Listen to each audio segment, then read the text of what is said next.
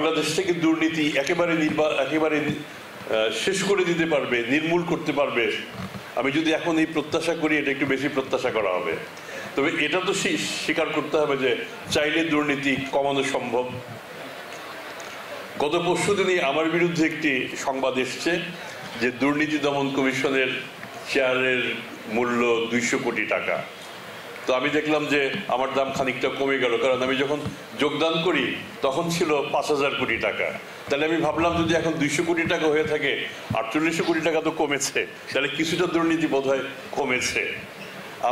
আমি তালিকাটা দেখলাম, এই তালিকাতে আপনারা কিছু অভিযোগ বিভিন্ন ডিপার্টমেন্টের বিরুদ্ধে আছে, কিন্তু দুর্ভাগ্যবশতই বলবো দুর্নীতি দমন কমিশনের বিরুদ্ধে কি অভিযোগ এটা কিন্তু আপনারা করেননি।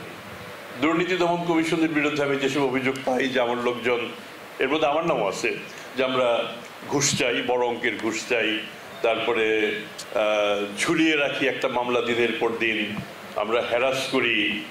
তো এই জাতীয় আপনারা কি ভয় করেন নাই কিনা জানি না, এরকম অভিযোগ কিন্তু দুদকের বিরুদ্ধে আছে। আগামীতে যখন আমরা এরকম একটা সম্মেলনে বসবো, দুর্নীতি দমন কমিশনের বিরুদ্ধে যদি কোনো অভিযোগ থাকে, অনুগ্রহ করে স্বনামেই হোক আর বেনামেই হোক এটা কিন্তু দাখিল করবেন, আমরা সেটাও বিবেচনায় নেব। আমি দেখলাম যে আজকের এই অনুষ্ঠানে আমার 2বার কথা বলার সুযোগ আছে, তার মানে আমি তাহলে আমার কথাটাকে 2টা ভাগ করে নিতে হচ্ছে। তো প্রথম ভাগে, শেষ ভাগের কথাটা একটু শেষেই বলবো।